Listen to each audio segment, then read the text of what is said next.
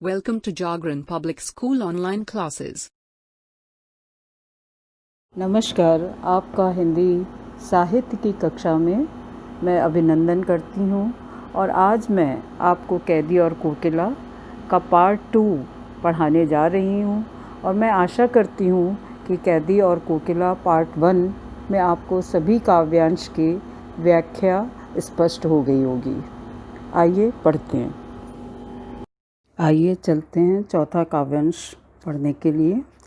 काली तू रजनी भी काली, शासन की करनी भी काली, काली लहर कल्पना काली, मेरी काल कोठरी काली, टोपी काली कमली काली, मेरी लौ श्रृंखला काली, पहरे की हुंकृति की ब्याली, तिस पर है गाली ए आली, इसे काले संकट सागर पर मरने को मदमाती, कोकिल बोलो तो अपने चमकीले गीतों को क्यों कर हो तैराती, कोकिल बोलो तो। अब इन काव्य पंक्तियों में जो कठिन शब्दार्थ हैं पहले वो आप देख लीजिए, जिससे आपको व्याख्या समझने में आसानी होगी। रजनी माने रात्रि, शासन माने अंग्रेज़ों का साम्राज्य, करनी माने करतूते, करनी काली माने बुरे कार्य, काल कोठरी अपराधियों को रखने के लिए बनी अंधकारपूर्ण कोठरी, लौ श्रृंखला बेड़ियाँ, हुंकृति जोर की आवाज़ या हुंकार, ब्याली सापिन तिस पर उस पर, संकट सागर माने दुखों का सागर, मदमाती माने प्रसन्नतापूर्वक। अब पहली लाइन पढ़ते हैं। काली तू रजनी भी काली। कवि कोयल से वार्तालाप कर रहा, संवाद शैली में बातचीत हो रही है। यहाँ पर कवि कैद है, कैदी की तरह कारागार में बंद है और वो कोयल से कहता है कि कवि कोयल से कहता है कि हे कोयल काली तू रजनी भी काली, कि हे कोयल तेरा रंग काला है और रजनी माने रात्रि भी कालिमा पूर्ण है। रजनी भी काली का मतलब रात्रि भी कालिमा पूर्ण है। शासन की करनी भी काली, और अंग्रेजी सरकार के जो कारनामे हैं वो भी अच्छे नहीं हैं, अर्थात अन्याय के द्योतक हैं और वो भी काले कारनामे हैं। जो उनके कार्य हैं वो भी कुकृत्य हैं। काली लहर कल्पना काली, और देश में अंग्रेज़ों के प्रति जो लहर उठ रही है वह भी काली है। और मेरी काल कोठरी काली है, और आगे कवि बताता है कि जिस कोठरी में उसे रखा गया है उस कोठरी का रंग भी काला है। टोपी काली कमली काली, और उसकी जो कवि को टोपी और कपड़े पहनने को दिए गए उसकी टोपी और कंबल का रंग भी काला है। काली कमली माने कंबल का रंग भी काला है। मेरी लौ श्रृंखला काली, पहरे की हुंकृति की ब्याली, और उसके ऊपर जो कवि को बेड़ियाँ पहनाई गई हैं, लौ श्रृंखला पहनाई गई है, उसका रंग भी काला है। लौ श्रृंखला माने बेड़ियाँ या हथकड़ियाँ, उसका रंग भी काला है। पहरे की हुंकृति की ब्याली, आगे कवि कहता है कि पहरेदारों की, जैसे कवि कैद है तो कारागार के बाहर जो संतरी खड़े होते हैं वो पहरेदार जो खड़े होते हैं, पहरे की हुंकृति की ब्याली यानी पहरेदारों की जो ऊंची आवाज़ें हैं, जो ऊंची आवाज़ में देकर वो पहरादारी करते हैं, तो वो जो उनकी ऊंची आवाज़ें हैं, हुंकृति है, जोर की जो आवाज़ लगाते हैं, वो भी सापिन, ब्याली माने सापिन के समान काली है, यानी इतनी उसकी आवाज़ भी तीखी और अन्यायपूर्ण है और वो भी काली है। तिस पर है गाली ए आली, और इतने अन्यायपूर्ण व्यवहार के बाद भी वे कैदियों को गाली भी देते हैं। तिस पर गाली है आली माने वो कैदियों को गाली माने अपशब्द भी कहते हैं।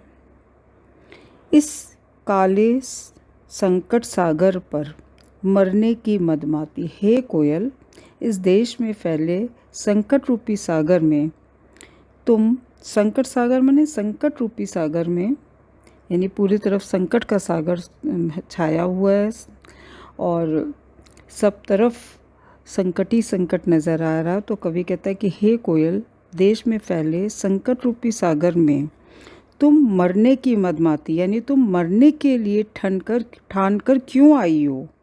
इस काले संकट रूपी सागर में तुम मरने के लिए ठान कर क्यों आई हो। हे कोयल, कोकिल बोलो तो, हे कोयल तुम बोलो तो, क्या कहना चाहती हो। अपने चमकीले गीतों को क्यों कर हो तैराती, कोकिल बोलो तो। आगे कवि कहता है कोयल से, तुम आज़ादी की भावना जगाने वाले चमकीले माने आशापूर्ण गीत, यहाँ पर आशापूर्ण गीत के लिए चमकीले गीतों को कहा गया। तुम आज़ादी की भावना जगाने वाले इन चमकीले गीतों को इन विपरीत परिस्थितियों में कैसे गा लेती हो। हे कोयल, कोकिल कुछ बोलो तो, कुछ तो बताओ। यहाँ पर देखिए एक चीज़ मैं फिर से आपको स्पष्ट कर देती हूँ। इस प्रस्तुत काव्यांश में कोकिल, रात्रि, अंग्रेजी सरकार के अत्याचारपूर्ण कारनामे, जेल में कैद, कवि की हथकड़ी, जेल की कोठरी, कंबल, कवि की टोपी, देश में व्याप्त निराशा की लहर, देश के प्रति मन में उठने वाली कल्पनाएं, सब कुछ काली हैं।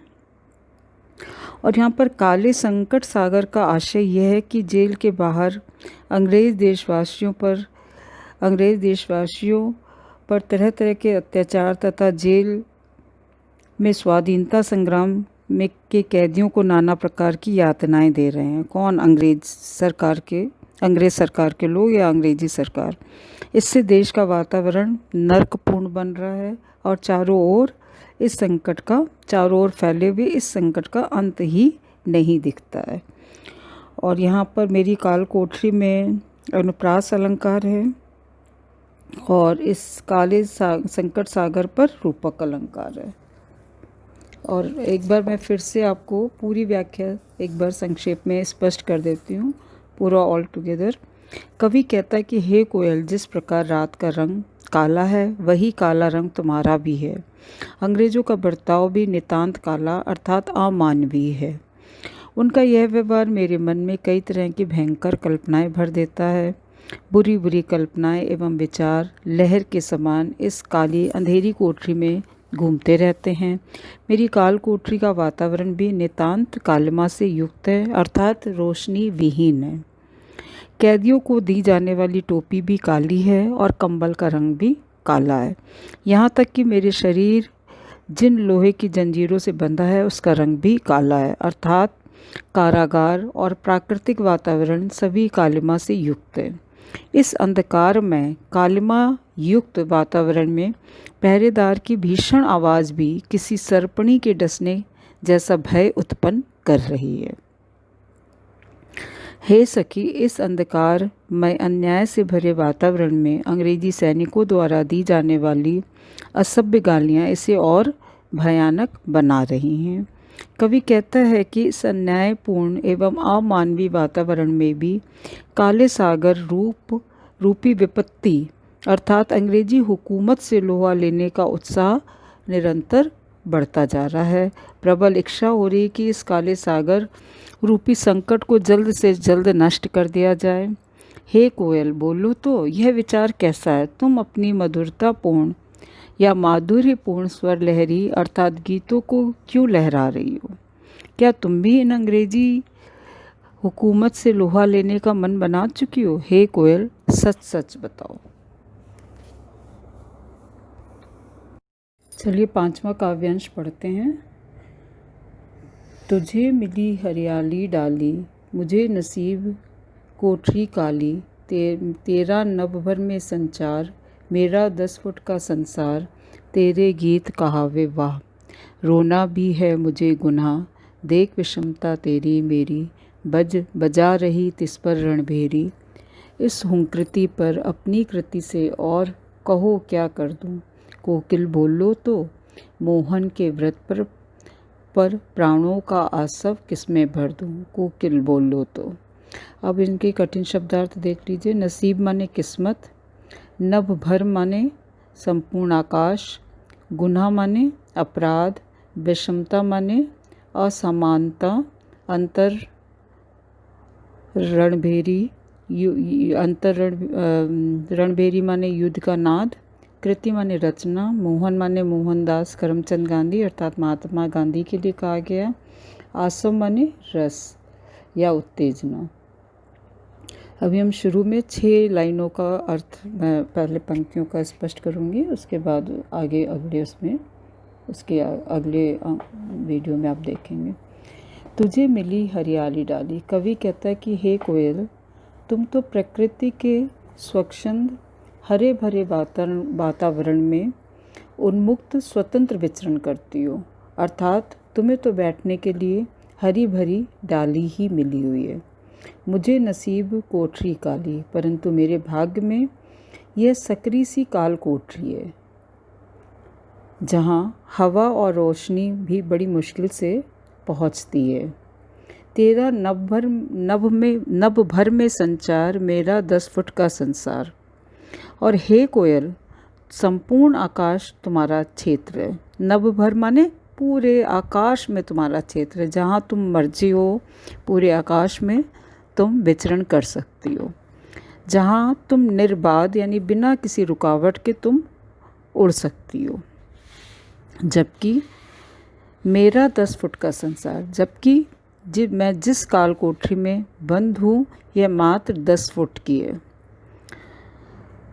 तेरे गीत कहावे वाह, रोना भी है मुझे गुनाह। हे कोयल, तेरे गीत सभी के प्रशंसा के पात्र होते हैं, सभी लोग तुम्हारे गीत की प्रशंसा करते हैं, परंतु यदि मैं अपनी दुर्दशा पर रोना चाहूँ तो यह अपराध की श्रेणी में गिना जाएगा। यानी कवि कहता है कि मुझे तो रोना भी अलाउड नहीं है, और यदि मैं रोता हूँ तो भी लोग इसको अपराधी की दृष्टि से देखेंगे। 5वें काव्यांश की 7वीं लाइन देखिए। देख विषमता तेरी मेरी, बजा रही तिस पर रणभेरी। इस हुंकृति पर अपनी कृति से और कहो क्या कर दूं, कोकिल बोलो तो। मोहन के व्रत पर प्राणों का आसव किसमें भर दूं, कोकिल बोलो तो। आगे कवि कहता है कि हे कोयल, तुम स्वयं देख लो। विषमता माने असमानता या अंतर। तो कवि कहता है कि माखनलाल चतुर्वेदी जी कहते हैं कि हे कोयल, तुम स्वयं देख लो कि तुम्हारी और मेरी स्थिति में कितना अंतर है, यानी कि तुम्हारी और मेरी स्थिति पूरी तरह से एकदम अलग है। बजा रही तिस पर रणभेरी, रणभेरी माने युद्ध का नाद करना। तब भी तुम अंग्रेजी शासन के विरुद्ध युद्ध का संगीत बजा रही हो। मेरी और तुम्हारी स्थिति में बहुत अंतर है, उसके ऊपर भी तुम अंग्रेजी शासन के विरुद्ध युद्ध का नाद छेड़ रही हो या युद्ध का संगीत छेड़ रही हो या बजा रही हो। इस हुंकृति पर हे कोयल, यह बताओ कि तुम्हारी इस हुंकार पर मैं क्या कर सकता हूँ। आगे कवि कहता है, अपनी कृति से और कहो क्या कर दूँ, कोकिल बोलो तो। कवि कहता है, इस काल कोठरी में रहकर मैं अपनी रचनाओं कविताओं के द्वारा ऐसा क्या विशेष करूं कि अपनी कृति माने अपनी रचनाओं के द्वारा मैं ऐसा क्या विशेष कर दूं कि स्वतंत्रता संघर्ष की अग्नि और अधिक धधक उठे, यानी कि और लोग अपनी रचनाओं के माध्यम से मैं लोगों के अंदर स्वतंत्रता के भारत की आज़ादी के प्रति और अधिक मैं लोगों को प्रेरित कर दूं, या स्वतंत्रता संघर्ष की आग को और अधिक प्रज्वलित कर दूं। प्राणों के आसव किसमें भर दूं, कोकिल बोलो तो। हे कोयल, तुम ही बताओ कि महात्मा गांधी के इस स्वतंत्रता आंदोलन के लिए मैं अपने प्राण रस यानी प्राणों की उत्तेजना किस भांति न्यौछावर कर सकता हूँ। तुम बताओ कोयल, मेरे संघर्ष की दिशा अब क्या होगी, इसके लिए मैं सहर्ष तैयार हूँ। फिर से लास्ट लाइन का अर्थ देख लीजिए। कोयल, तुम्हारी इस हुंकार से ओजस्वी रचनाएं लिखने के अलावा और मैं क्या कर सकता हूँ। बताओ कोयल, गांधी जी यानी मोहनदास करमचंद गांधी जी के संकल्प को पूरा करने के लिए मैं अपनी उत्तेजना किस में भर दूं? कोयल कुछ तो बताओ। आइए अब हम कैदी और कोकिला पाठ के प्रश्नोत्तर की चर्चा करते हैं। पहला प्रश्न, कोयल की कूक सुनकर कवि की क्या प्रतिक्रिया थी? इसके उत्तर में आप लिखेंगे, आधी रात में कोयल की कूक सुनकर कवि असहज हो उठता है और वह सोचने लगता है कि आधी रात में कोयल कूकने का क्या कारण हो सकता है। आधी रात में कोयल के कूकने का क्या कारण हो सकता है? कोयल या तो पागल हो गई है या कवि को कुछ संदेश देना चाहती है, या फिर उसने कहीं क्रांति की लपटें तो नहीं देख ली जिसके बारे में दूसरों को वह बताती फिर रही है।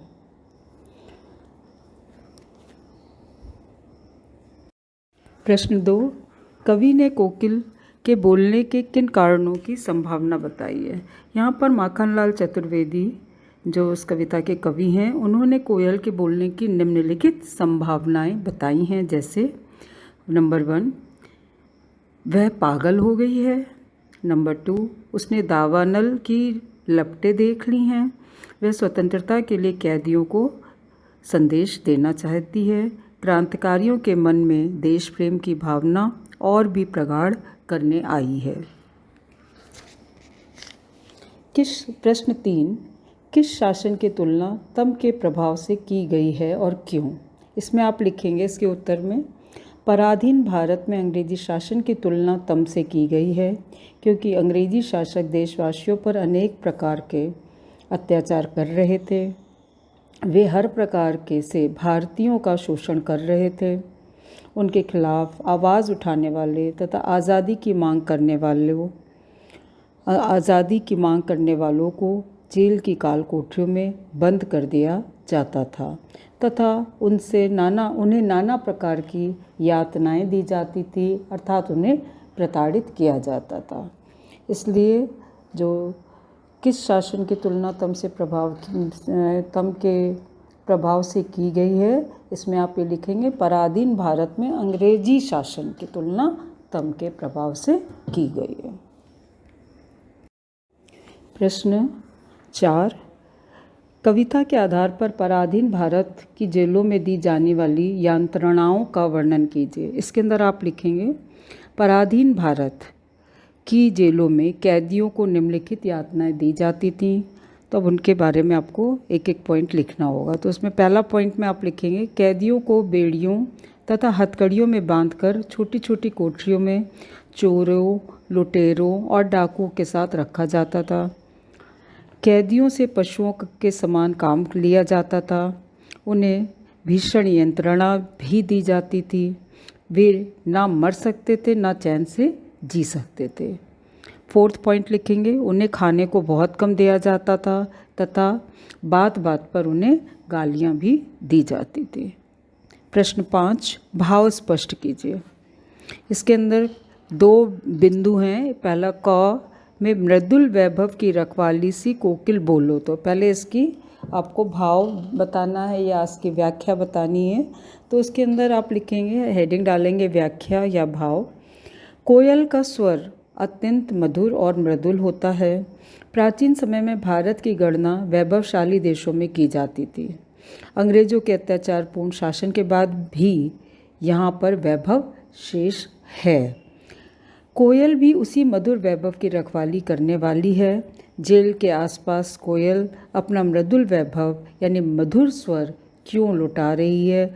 कोयल कुछ तो बताओ। मृदुल वैभव की रखवाली सी यानी कोयल अपना मधुर स्वर को रखने वाली है और भारत देश में अभी भी वैभव शेष है, इसीलिए कवि उसके मधुर स्वर की तुलना करते हुए कहता है कि कोयल तुम्हारा मधुर स्वर, तुम अपना मधुर स्वर क्यों लुटा रही हो? कोयल कुछ तो बताओ।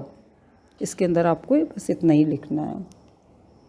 ख पॉइंट, हूँ मोट खींचता लगा पेट पर जुआं, खाली करता हूँ ब्रिटिश अकड़ का कुआं। इसके व्याख्या में आप लिखेंगे या भाव में, स्वाधीनता सेनानियों को जेल में अनेक भीषण यातनाओं को सहन करना पड़ता था।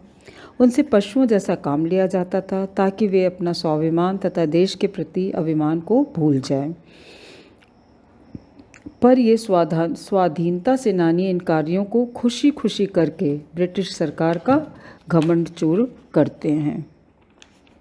यानी कि कोल्हू पर काम कराया जाता था, उनसे गिट्टियाँ तुड़वाई जाती थी, उनसे पेट पर जुआं रख करके मोट से पानी खिंचवाया जाता था। ये सारे पॉइंट्स आप इसके अंदर लिख सकते हैं। प्रश्न 6, अर्धरात्रि में कोयल की चीख से कवि को क्या अंदेशा है। इसके अंदर आप लिखेंगे अर्धरात्रि में कोयल की चीख सुनकर कवि को निम्नलिखित अंदेशा है। अंदेशा माने ऐसा वो सोचता है या उम्मीद करता है कि ये कारण हो सकते हैं। तो इसमें पहले पॉइंट में आप लिखेंगे फर्स्ट, कोयल बावली हो गई होगी। दूसरा, स्वाधीनता संग्राम के कैदियों को देखकर कोयल का हृदय द्रवित हो उठा होगा या कोयल द्रवित हो उठी होगी।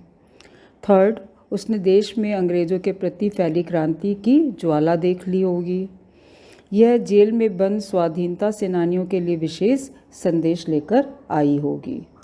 प्रश्न 7, कवि को कोयल से ईर्ष्या क्यों हो रही है। कवि को कोयल से ईर्ष्या इसलिए हो रही है क्योंकि नंबर 1, कोयल स्वतंत्र है तथा पूरे आकाश भर में उड़ रही है और कवि 10 फुट की छोटी सी कोठरी में कैद होकर रह गया है।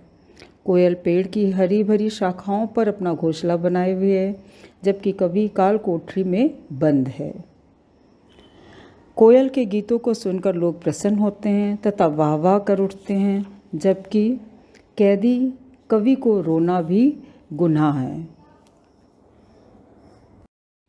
प्रश्न 8, कवि के स्मृति पटल पर कोयल के गीतों की कौन सी मधुर स्मृतियाँ अंकित हैं जिन्हें अब वह नष्ट करने पर तुली है।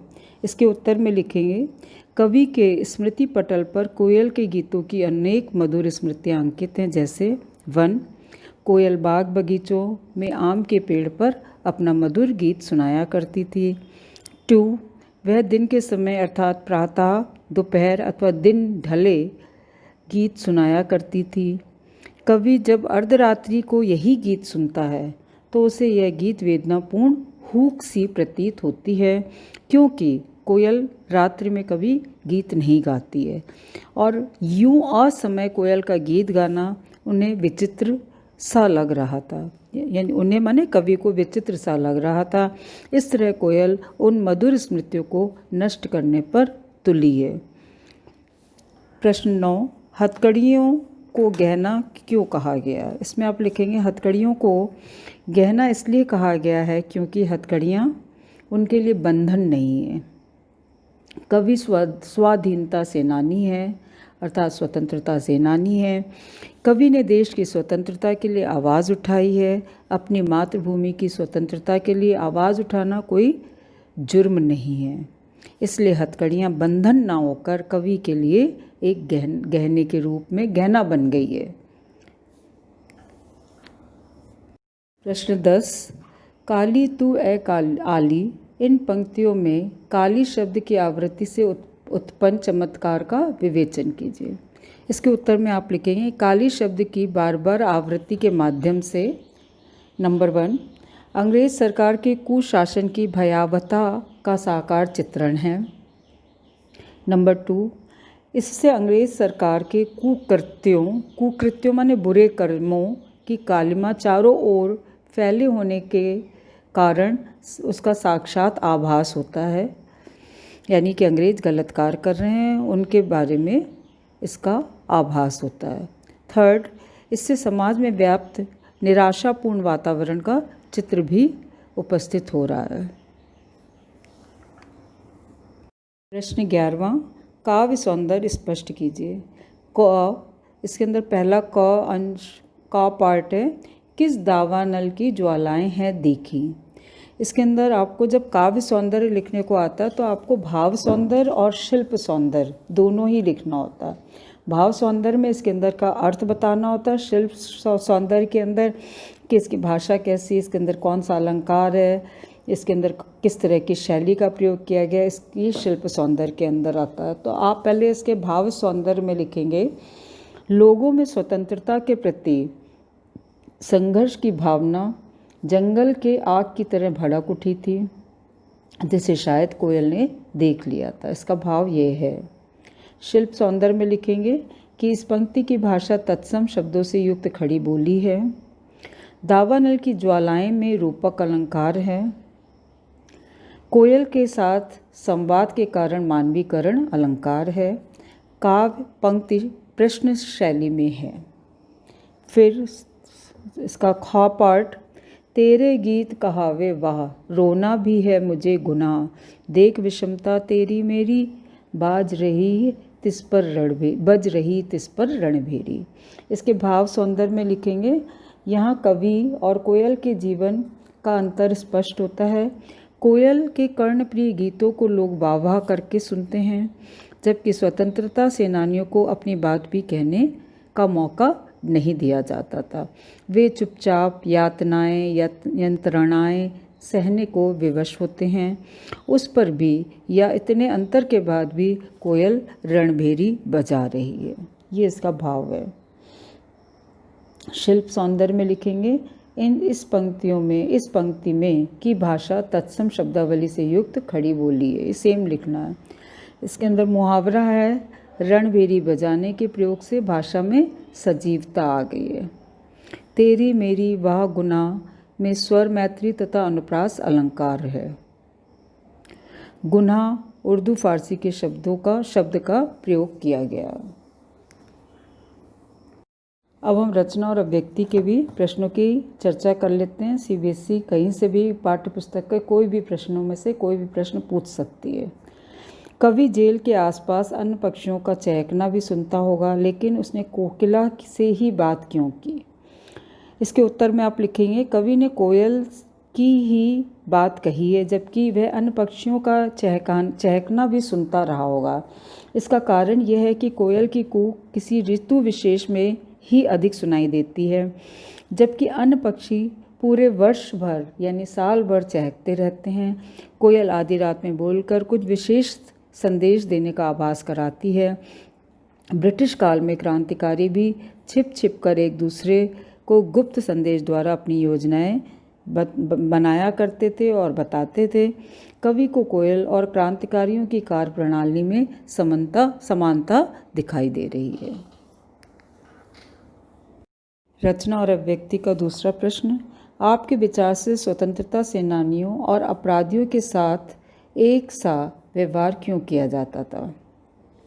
पराधीन भारत में अंग्रेज शासक थे, भारतीय उनके द्वारा शासित थे। भारतीयों द्वारा स्वतंत्रता की मांग करना उनकी दृष्टि में गंभीर अपराध था। किनकी दृष्टि में? अंग्रेजों की दृष्टि में। वे उनकी मांग को या उनके विद्रोह को कठोरता से कुचल देना चाहते थे। वे भारतीयों से अपराधियों सा व्यवहार करते थे ताकि अन्य भारतीय स्वतंत्रता की मांग ना करें और अंग्रेजों का किसी भी प्रकार से विद्रोह ना करें। मैं आशा करती हूँ कि कैदी और कोकिला कविता पूरी तरह से आपको स्पष्ट हो गई होगी और इस पाठ को मैं एक बार आपसे पुनः आग्रह करूँगी कि आप इसको स्वतः पढ़ें और व्याख्या समझें। और इसकी वर्कशीट में जितने प्रश्नों के उत्तर मैंने दिए हैं और डिस्कस भी किए हैं, उनको फेयर नोटबुक में लिख करके पूरा करें तथा याद भी करें। धन्यवाद। This video has been created for online classes being conducted by Jagran Public School. Please like, subscribe and press bell icon for new video alerts. Thank you.